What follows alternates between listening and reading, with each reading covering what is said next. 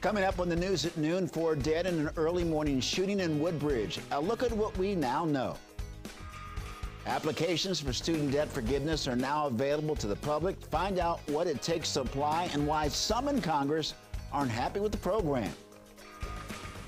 And later, cracking down on violent crime, the promises the governor is making to help keep Virginians safer.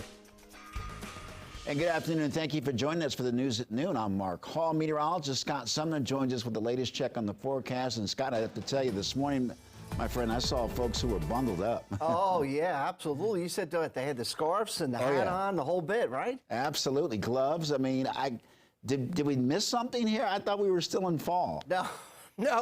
Mother Nature just kind of fast-forwarded to winter just for a brief couple of days here. We're cold today. At least the sun is shining today. That's a good thing. And as you see here with a live camera of the Capitol, and you can see a couple of puffy little cumulus clouds out there and a little bit of a breeze with the old glory flapping in the wind in the background. But I tell you what, we've got another cold night coming up. We'll talk about it, Mark, and your full 7-day where there is a warm-up. Okay, Scott, thank you. Developing now, a man has been charged in connection to Monday's quadruple shooting in Woodbridge, Virginia. Police say the suspect was the one who actually called 911. 24-year-old David Main is being held without bond today. Main told police that someone fired shots into the home, but police say the evidence did not match the story. Police say the suspect had a relationship with one of the people who lived inside the house. All 4 victims, 2 men and 2 women, died from gunshot wounds. Police were able to recover the gun. As to why he allegedly committed the crime, that remains under investigation. Police have released the names of the 4 victims: 44-year-old Miguel Duran Flores, 42-year-old Kelly Victoria Solito, 19-year-old Carrie Aline Solito, and 36-year-old Richard Corrales. Flores and Solito were married. Corrales was in a tenant living in the basement. Police responded to the home on the 5200 block of Mansfield Court just after 4:30 p.m. The doors were open when police arrived. The victims were found in different parts of the home. Well, Main is set to appear in court in December, and he will continue to follow the story both on air and online at dcnewsnow.com. Well, former D.C. Deputy Director Chris Geldart waived his arraignment in his assault and battery case Monday. He may not be in court until December. Well, Geldart, the former deputy mayor in charge of public safety, was arrested on October 1st after he allegedly choked a man in the parking lot of a Gold's Gym in Virginia. His attorney did not appear in court, and it's not clear whether he will plead guilty or not guilty. Now, they're also questioning about where Geldart actually lived. Administration officials are required to live in D.C., but Geldart listed his home in Falls Church. The mayor addressed his resignation last week. Well, today, mold, mildew, and rats. That's from last week's disturbing report on issues within the D.C. Housing Authority.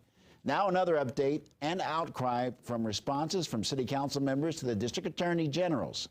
Our Annalisa Gale has been really following up with questions from residents and asked the mayor about it again. The fight for livable conditions for D.C. residents continues, and it remains a hot topic among city leaders now trying to expedite solutions. Residents for years have testified before the authority about unsafe and unsanitary conditions in their homes. Council members are getting more vocal about the D.C. Housing Authority, which is accused of violating federal law, lacking oversight, proper financial management, and maintaining unsafe and unhealthy conditions for residents. On Monday, Councilmember Anita Bonds chimed in, saying she will propose extensive changes to the structure, governance, and operations of the agency. She is the chair of the Committee on Housing and Executive Administration. The Office of Attorney General has brought suit against DCHA not once, but twice. Tenants at Potomac Gardens in the Capitol Hill area confirmed to DC News Now that they are unhappy and frustrated with the living conditions. All they do is just constantly put Band-Aids on stuff, Band-Aids. DC News Now asked Mayor Bowser about those issues again on Monday. And the council members have been voicing some concerns about the HUD report. What are your thoughts on that? I've spoken to that already. She was referring to last week's press conference where she said, So we know that the authority has to submit a corrective action report within 60 days, and we know that before that even, they have been working diligently on the agency's transformation. In recent days, Councilwoman Alyssa Silverman and D.C. Attorney General Carl Racine have partnered to introduce emergency legislation.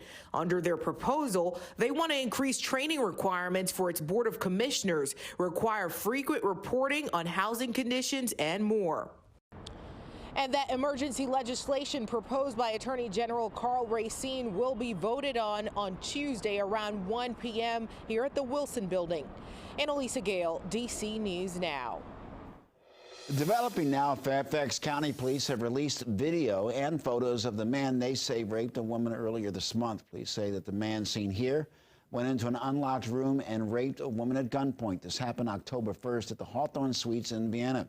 The suspect pointed his gun at a witness who chased him. He ran to a nearby Spring Hill station where security cameras caught him as he got on the metro. Investigators believe the suspect is from D.C. and may be hiding there. Just through the knowledge of using the metro and certainly where he ended up, it's a reasonable assumption that this guy's likely living somewhere nearby. Why the suspect chose this hotel, this date, this time, only he knows. And if you know this man or have any information, you are asked to call Fairfax County Crime Solvers. Well, 2 victims have been identified in a shooting that took place last night in Southeast D.C.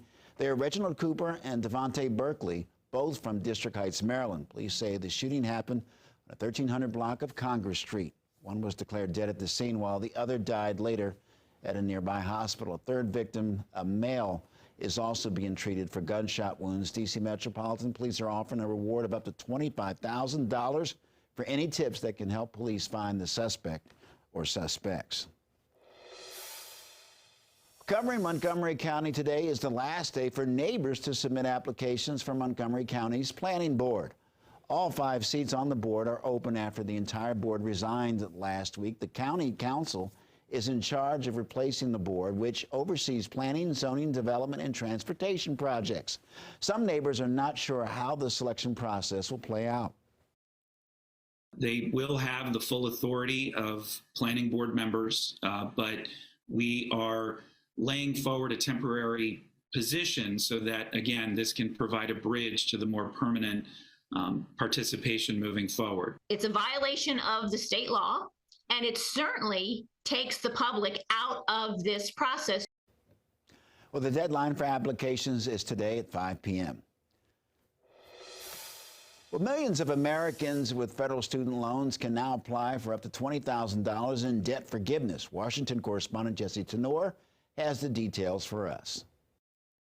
It's easy, simple, and fast. Millions of Americans can now apply for federal student loan relief at studentaid.gov. No forms to upload, no special login to remember. President Biden said it takes less than 5 minutes to complete, and 8 million borrowers have already applied during the federal government's testing period over the weekend. In total, more than 40 million Americans can stand to benefit from this relief. Borrowers who make less than $125,000 are eligible to receive $10,000 in loan forgiveness, and that number could be as high as $20,000 for Pell Grant recipients.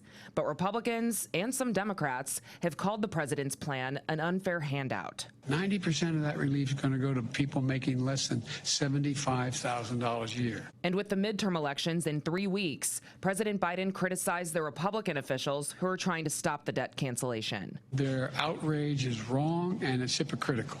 6 Republican-led states are suing to block the plan, arguing it oversteps the president's authority and will lead to financial losses for student loan servicers.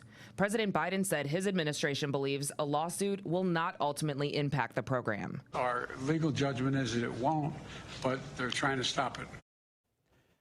Well, good news for travelers. BWI is getting major upgrades to improve the passenger experience. The newly announced $332 million upgrade package will include a new baggage system to improve efficiency and direct connection between the A and B concourses. BWI Southwest Airlines are also planning a 27-acre maintenance facility. The upgrade will be the most significant in the airport's long history. The project should be completed by the summer of 2026.